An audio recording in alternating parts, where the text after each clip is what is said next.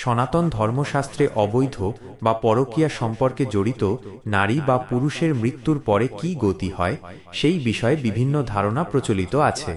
এই ধারণাগুলি প্রধানত কর্মফল, পাপ পুণ্যের বিচার এবং জন্মান্তরবাদের নীতির উপর প্রতিষ্ঠিত। কর্মফল ও পাপের বিচার। সনাতন বিশ্বাস অনুসারে প্রতিটি কর্মের ফল জীবকে ভোগ করতেই হয়। অবৈধ বা ব্যভিচারমূলক সম্পর্ককে মহাপাপ হিসেবে গণ্য করা হয়। মৃত্যুর পর জীবকে যমরাজের সামনে উপস্থিত হতে হয়। সেখানে চিত্রগুপ্ত ধর্ম অধর্ম পাপ পুণ্যের হিসাব রাখেন। ব্যভিচারের জন্য কঠিন শাস্তি নির্ধারিত আছে। ব্যভিচার বা পরকীয়ার মতো পাপের ফলে জীবকে দীর্ঘকাল ধরে নরক যন্ত্রণা ভোগ করতে হতে পারে। বিভিন্ন পুরাণে রৌরব, কুম্ভিপাক, অশিপত্রবন ইত্যাদি ভয়ঙ্কর নরকের বর্ণনা আছে, যেখানে এই ধরনের পাপীদের কঠিন শাস্তি দেওয়া হয়। নরক ভোগের পর জন্মান্তর। নরকে কঠিন শাস্তি ভোগের পর পাপের ক্ষয় হলে জীবকে আবার জন্ম নিতে হয়। তবে এই পাপের ফলস্বরূপ তাদের নিম্ন জাতি বা নিকৃষ্ট যোনিতে জন্ম হতে পারে। পাপের তারতম্য অনুসারে সেই জীবকে পশু, পাখি, কীট অথবা এমন কোনো যোনিতে জন্ম নিতে হতে পারে যেখানে তাদের জীবন অত্যন্ত কষ্টকর হয়। উদাহরণস্বরূপ, কোনো কোনো শাস্ত্রে বলা আছে যে ব্যভিচারী ব্যক্তি পরের জন্মে ঘৃণ্য প্রাণী বা শিয়াল কুকুর রূপে জন্ম নিতে পারে। পাতিত্ব ও প্রায়শ্চিত্ত। যদি কোনো ব্যক্তি জীবদ্দশায় তার কৃতকর্মের জন্য অনুতপ্ত হয়ে শাস্ত্রসম্মত প্রায়শ্চিত্ত বা তপস্যা করে, তবে তার পাপের ভার কিছুটা লাঘব হতে পারে। তবে অবৈধ সম্পর্কের পাপ অত্যন্ত গুরুতর, তাই এর প্রায়শ্চিত্তও কঠিন। পূর্ণ অনুতাপ এবং ধর্মীয় বিধান পালনের মাধ্যমে যদি জীবাত্মা শুদ্ধ হতে পারে, তবে মৃত্যুর পর তার গতি কিছুটা শুভ হতে পারে, যদিও পাপের লেশ কিছুটা থেকেই যায়। সারমর্ম। সনাতন শাস্ত্র এই ধরনের সম্পর্ককে ধর্মবিরোধী ও সমাজবিরোধী বলে মনে করে এবং এর ফল অত্যন্ত খারাপ বলে বর্ণনা করে। এর গতি হল নরক ভোগ এবং তারপরে নিকৃষ্ট যোনিতে জন্মগ্রহণ করে অবশিষ্ট পাপের ফল ভোগ করা। পাপক্ষয় না হওয়া পর্যন্ত জীবাত্মা মুক্তি বা মোক্ষ লাভ করতে পারে না। সূক্ষ্ম শরীরের গতি ও কষ্ট। অবৈধ সম্পর্কে জড়িত ব্যক্তির মৃত্যুর পর শুধু স্থূল শরীর নয়, তার সূক্ষ্ম শরীর বা লিঙ্গদেহকেও ভোগান্তি পোহাতে হয়। প্রেত যোনি প্রাপ্তি।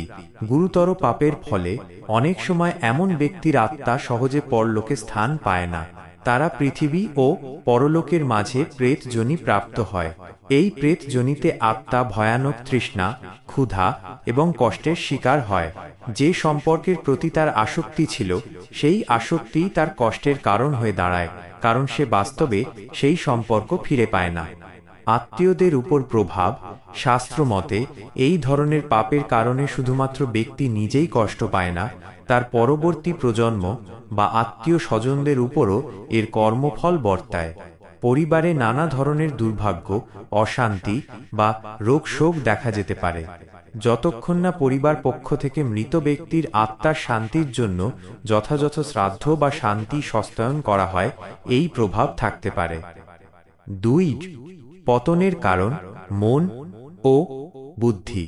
সনাতন দর্শন অনুসারে এই পাপ শুধু দৈহিক নয়, এটি মানসিক ও বুদ্ধিবৃত্তিক পতন এরও ফল।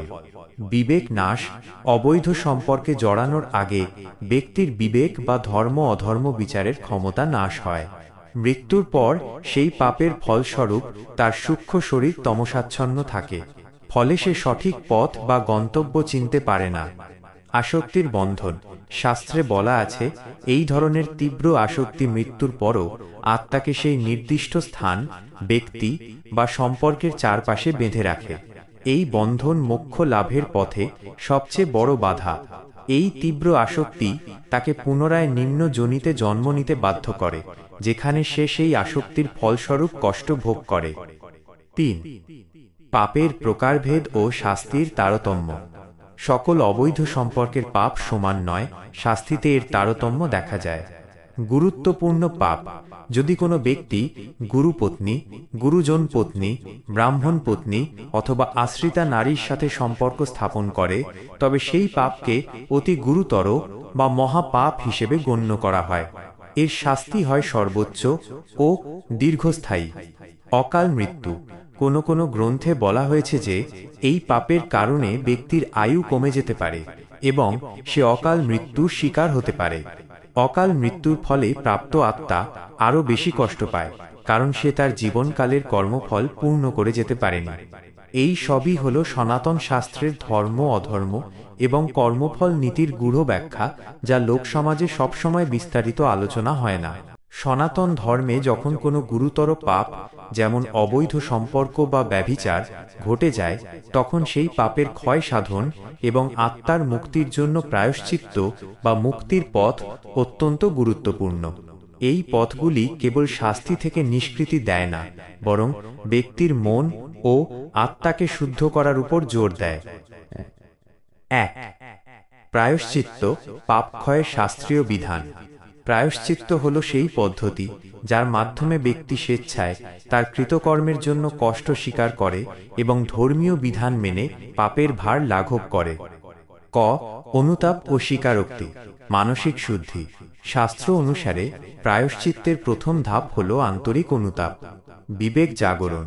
ব্যক্তিকে তার কৃতকর্মের জন্য গভীরভাবে অনুতপ্ত হতে হবে এবং বুঝতে হবে যে সে কেবল ধর্মই নয়, সমাজ ও পরিবারকেও আঘাত করেছে।